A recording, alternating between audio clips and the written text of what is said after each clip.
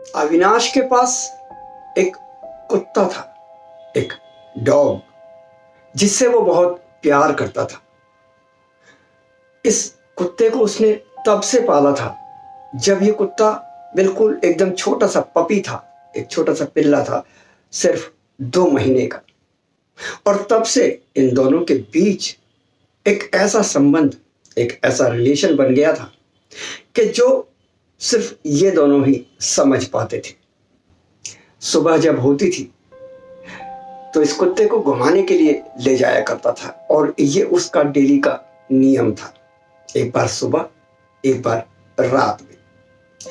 और ये जो कुत्ता था ये भी बिल्कुल तैयार रहता था कि कब अविनाश घर में आए और कब उसे लेकर बाहर जाए घुमाने के लिए। अविनाश तो कई बार उससे ये भी कहता था मजाक मजाक में कि यार, तुझे मैं घुमाने ले जाता हूं लेकिन तू इतना खुश हो जाता है, तो इतना उछलने कूदने लग जाता है जैसे मैं तुझे घुमाने नहीं बल्कि तेरी शादी कराने ले जा रहा हूं। दोनों एक दूसरे के साथ खूब मस्ती करते थे। जब भी अविनाश बाहर से घर आता था तो ये कुत्ता उसके पैरों में लिपट जाता था, अपनी पूंछ जोर जोर से हिलाने लग जाता था, यानी पूरी तरह से अपना प्यार लुटाता था अविनाश पर। अविनाश के मम्मी पापा भी ये कहते थे कि तुम दोनों की बॉन्डिंग तो वाकई बड़ी जबरदस्त है, बड़ी स्ट्रांग है। तो अविनाश कहता था कि दोस्त तो मेरे बहुत हैं, लेकिन वफादार यानी कि लॉयल सिर्फ एक यही है। प्यार से इस कुत्ते का नाम उसने जेटी रखा था। जेटी जो कि अविनाश के लिए कुछ भी कर गुजरने को तैयार था। इतना वफादार, इतना लॉयल, पूरे घर के लिए ही था, लेकिन अविनाश के लिए उसका रिलेशन शायद थोड़ा ज्यादा मजबूत था। और इसकी वजह कदाचित यही थी कि बचपन से जब वो इस घर में आया था, सिर्फ 2 महीने का, तब से लेकर अब तक अविनाश ही उसका खाने का, पीने का, घुमाने का, सब चीजों का ख्याल रखता था। अब एक रात की बात है, जब घूमने का समय हुआ तो अचानक मौसम बदल गया और बारिश होने लगी। बारिश काफी तेज होने लगी। अब इंतजार कर रहे हैं अविनाश और जेटी। जेटी मतलब उसके कुत्ते का नाम है जेटी। अविनाश और जेटी दोनों इंतजार कर रहे हैं कि ये बारिश खत्म हो तो थोड़ा बाहर घूमने चले। अविनाश भी उसे घूमने के बहाने थोड़ा अपने मोबाइल पर टाइम पास कर लिया करता था। अब रात के करीब 11:30 बज चुके थे और बारिश बिल्कुल लगभग खत्म ही हो चुकी थी। कुछ छींटे जरूर पड़ रहे थे, लेकिन यही था कि अब बारिश खत्म हो चुकी है। तो जो जेटी होता है वो अविनाश के पैर का जो पजामा होता है ना, उसको खींचने लग जाता है, यानी इशारा करता है कि बारिश रुक गई है, अब चलो मुझे घुमाने। अविनाश कहता है रुक, चलते हैं। उसके गले में पट्टा डालता है और उसे लेकर चल पड़ता है घूमने के लिए।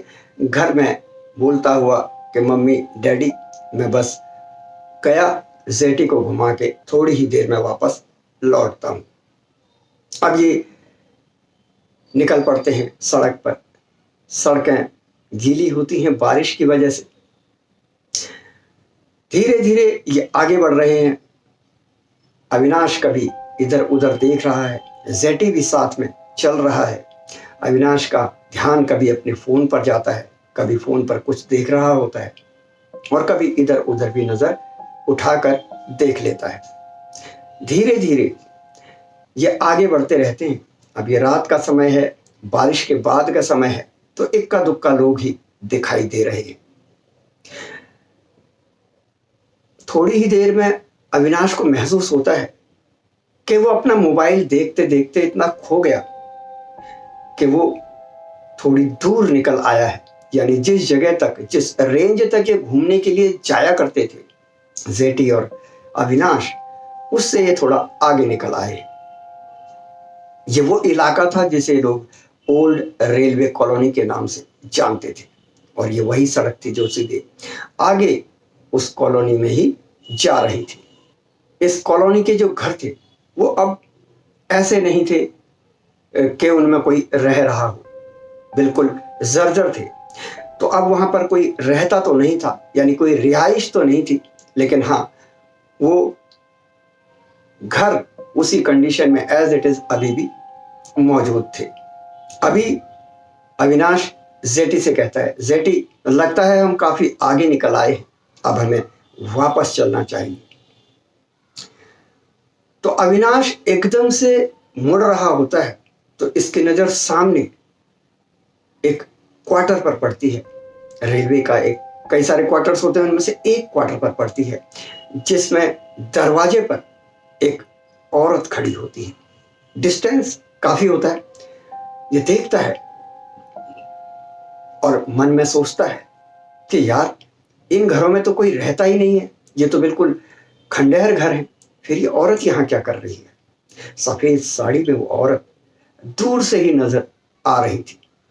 अब इसने तो उसे देखा ही था, साथ ही साथ जेटी ने भी कुछ महसूस किया था और जेटी जोर जोर से उस ओर जिस ओर वो औरत दिख रही थी उस ओर देखकर जोर जोर से भौंकने लग जाता है।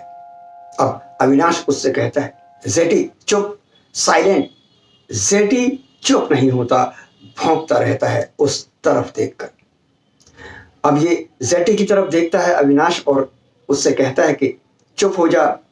और जब वापस ये उसी तरफ उस क्वार्टर की तरफ देखता है, यानी एक बार जेटी की तरफ देखकर उसे इंस्ट्रक्शन देता है और जब दोबारा देखता है तो वो औरत वहां नहीं होती, लेकिन जेटी अब भी उसी तरफ देखकर भौंक रहा होता है। अचानक अविनाश अब जेटी से कहता है, चलो वापस चलते हैं, बहुत देर हो गई, अब घर चलना है। अचानक क्या होता है कि अविनाश को आवाज सुनाई देती है, छम छम छम। इसे लगता है जैसे कोई इसके करीब आ रहा है, हालांकि इसे दिखाई कोई नहीं देता। ये भयभीत हो जाता है, डरने लग जाता है और जेटी से कहता है, जेटी चलो हमें यहां से चलना चाहिए। लेकिन जेटी उल्टा इसको खींचता है, यानी अपने पट्टे को खींच रहा है और एक जगह को देखकर, एक डायरेक्शन में देखकर भौंक रहा है और अचानक ही ये छलांग लगा देता है जैसे हवा में छलांग लगाई हो। और जैसे ही ये हवा में छलांग लगाता है तो एक चीख निकलती है और सामने क्या देखता है अविनाश कि वही औरत बिल्कुल सामने है और जेटी उसकी बिल्कुल छाती पर वार कर रहा है। जेटी की चेन अविनाश के हाथ से छूट जाती है और वो औरत जेटी को एक तरफ झटका देती है। जेटी यानी वो कुत्ता एक तरफ गिरता है और फिर संभल कर दोबारा अटैक करता है, लेकिन अब वो औरत वहां नहीं होती। ये सारा मंजर देखकर अविनाश बहुत डर जाता है और जेटी जेटी मेरे पास आओ।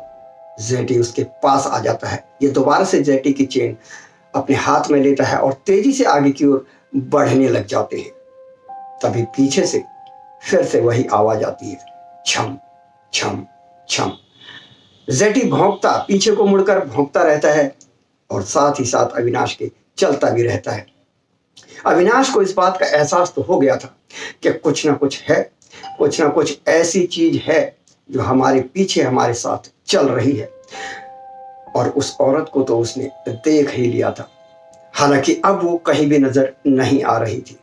अचानक अविनाश के कान के पास एक आवाज आती है, आज तो तुझे तेरा कुत्ता बचा रहा है, लेकिन अगली बार मैं फिर इंतजार करूंगी।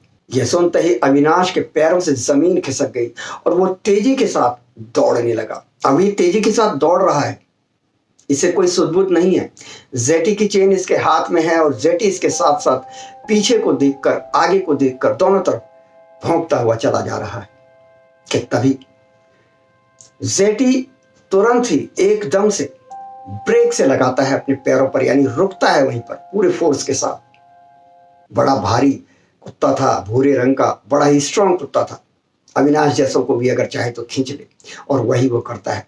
जैसे ही ब्रेक लगता है अविनाश की चेन को झटका लगता है और अविनाश रुकता है और कहता है, जैटी तुझे क्या हुआ है, क्यों रुक रहा है, यहाँ पर चलना है ना घर को। तब जेटी वहीं रुका रुका अविनाश को इशारा करता है नीचे की तरफ, और जब अविनाश नीचे देखता है तो उसके रोंगटे खड़े हो जाते हैं, क्योंकि वहां पर बहुत बड़ा एक गड्ढा था। यह गड्ढा तब तो नहीं था जब हम लोग आए थे। यह सोचकर अविनाश बिल्कुल, उसका दिमाग जो होता है ना, काम करना बंद कर देता है। वो सोचता है कि यह गड्ढा अचानक से यहां कैसे आया, और ये तो जेटी है जिसने मुझे आज बचा लिया, वरना मैं इस गड्ढे में गिर ही जाता। अब ये अपने मोबाइल की फ्लैश लाइट ऑन करता है और उस गड्ढे के अंदर देखता है, तो देखता क्या है कि उसमें एक छोटा सा, काफी गहरा गड्ढा है, एक छोटा सा बॉक्स है, और उस बॉक्स के ऊपर एक कटा हुआ हाथ है। ये बुरी तरह से कांप जाता है और तेजी से वहां से आगे निकलता है। जेटी साथ में भाग रहा है और पीछे पीछे वो छम छम छम वाली आवाज और भी ज्यादा तेज हो रही है। ये दोनों तुरंत घर पहुंचते हैं और ये दरवाजा खटखटाता है अविनाश घर का। मम्मी दरवाजा खोलो। उसकी माँ दरवाजा खोलती है। दोनों ही तुरंत घर के अंदर आ जाते हैं और दरवाजे को बंद कर लेते हैं। माँ पूछती है, क्या हुआ, इतना क्यों हड़बड़ा रहे हो? वो कहता है, कुछ नहीं, घूमने गए थे, थोड़ा दौड़ तेज लगाई तो हाँफ गए। माँ चली जाती है अपना सोने के लिए, और इधर अविनाश सोचता है कि आखिर ये सब था क्या। इतनी ही देर में उसके कान के पास फिर से आवाज आती है, तुम्हें कौन बचाएगा? तुम्हें तुम ही बचा सकते हो। अगर तुम ये सोचते हो कि मैं तुम्हारा पीछा छोड़ दूंगी, तो फिलहाल के लिए तो ये बहुत मुश्किल है। इतना सुनते ही अविनाश का जैसे काटो तो उसमें खून ही नहीं, पूरा जिस्म उसका ठंडा पड़ जाता है। और इधर जेटी बार बार किसी पैरानॉर्मल एनर्जी का एहसास करता हुआ भौंक रहा होता है। बहरहाल अविनाश चीजों को भुलाने की कोशिश करता है, जेटी को गले से लगाता है और कहता है, आज तूने मुझे बचा लिया जेटी, वरना मैं उस गड्ढे में गिर जाता। अब उस गड्ढे की जैसे ही उसे बात याद आती है तो उसे ये याद आता है कि उसके उस गड्ढे के अंदर, उस गहरे गड्ढे में एक छोटा सा बॉक्स और एक हाथ भी था।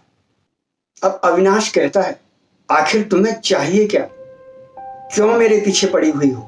मैं तो उस इलाके में कभी आता भी नहीं। आज गलती से मैं उस इलाके में क्या चला गया कि तुम जैसी मुसीबत को मैं साथ ले आया।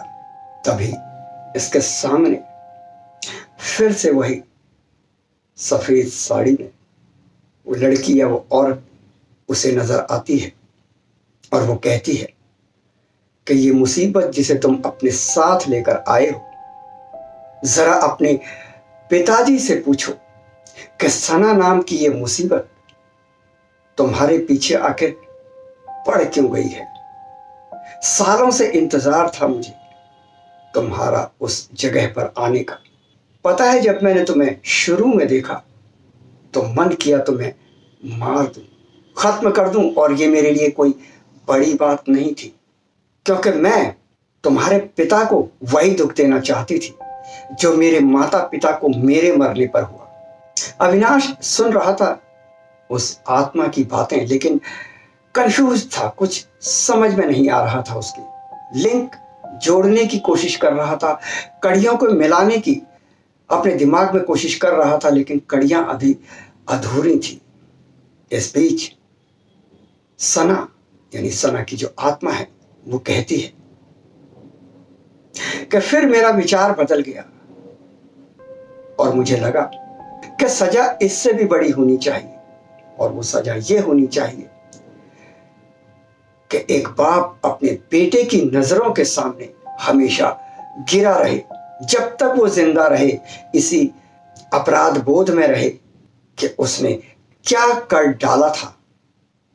अविनाश पूछता है, इसमें मेरे पिताजी कहां से आ गए और उन्होंने ऐसा क्या किया? तुम मेरे पिताजी को जानती कैसे हो? तो वो आत्मा कहती है, मैं कैसे जानती हूं, इसे जाने दो, अपने पिताजी से पूछो सिर्फ इतना कि सना कौन थी पिताजी, फिर तुम्हें जवाब मिलेगा। अभी बुलाओ और अभी पूछो, वरना सोच लो मैं यहां से कहीं जाने वाली नहीं और किसी को बख्शने वाली भी नहीं। अब अविनाश तो डर के मारे कांप ही रहा था, पसीने पसीने तो हो ही रहा था, बस अपने ब्रेन को, अपने दिमाग को थोड़ा संतुलित किए हुए था। ये अपने पिताजी का दरवाजा नॉक करता है, टक टक टक, पिताजी दरवाजा खोलिए, दरवाजा खोलिए पिताजी। और इसके पिता दरवाजा खोलते हुए, ऊँघते हुए कहते हैं, क्या बात है बेटा, इतनी रात को, अब मैं आराम कर रहा हूं, कोई इमरजेंसी है जो तूने मुझे उठाया? तो अविनाश कहता है, पिताजी जरा हॉल में आएंगे। ये कहकर अविनाश हॉल की तरफ चल पड़ता है, पीछे पीछे इसके पिता भी आ जाते हैं और वहां पर ये अपनी मां को भी बुला लेता है। मां भी आ जाती है, लेकिन अब सना कहीं दिखाई नहीं दे रही थी। बस वो कुत्ता जेटी एक कोने में बैठा हुआ था, जो धीरे धीरे गुर्रा रहा हो, जैसे कि उसे अभी भी एहसास ही था कि वो जो सना की आत्मा है आसपास ही कहीं है। अविनाश के पिता कहते हैं, हाँ बोलो क्या बात है?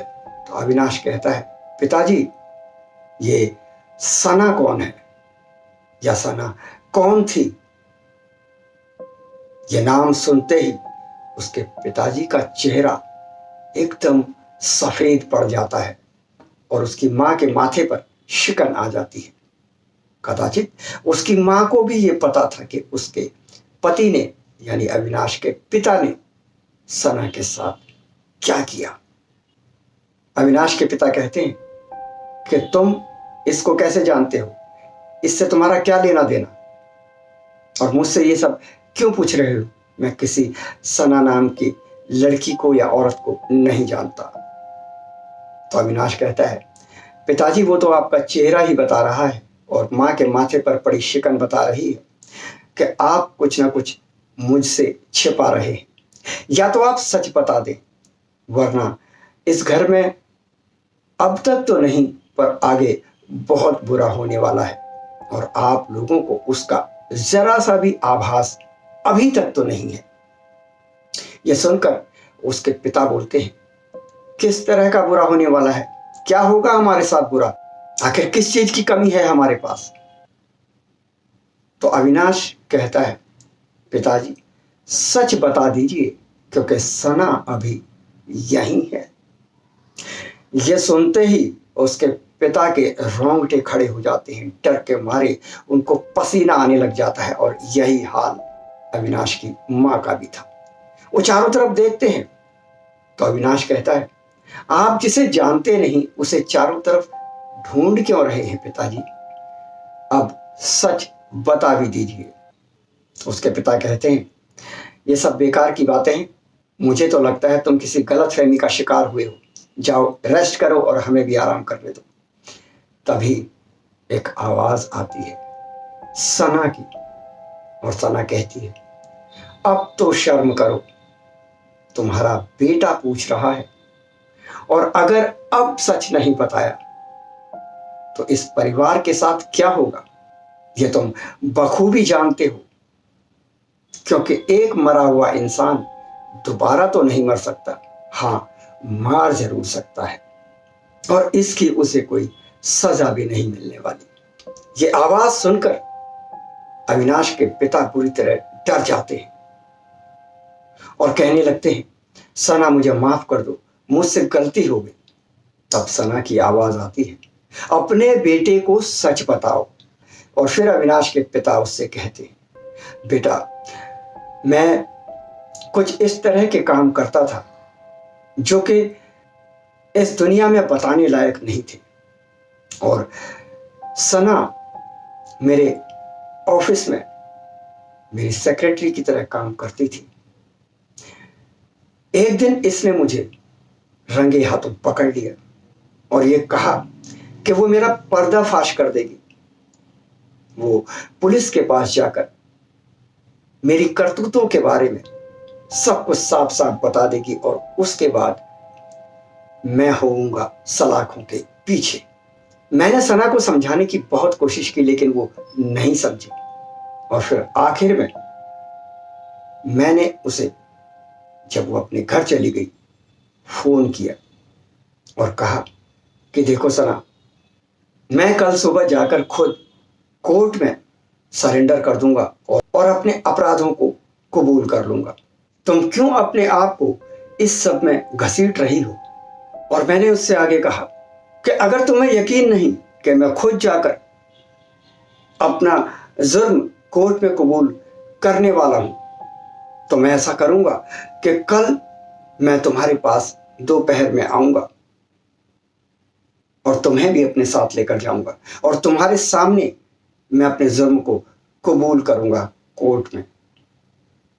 सना इसके लिए एग्री हो गई, लेकिन मेरे दिमाग में, मेरे शैतानी दिमाग में कुछ ऐसा चल रहा था कि जो किसी भी तरह से ठीक नहीं था। मैं अगले दिन गया तो सही सना के घर, लेकिन दो लोगों को साथ लेकर, एक मेरा दोस्त, मेरा राजदार और दूसरा तुम्हारी मां।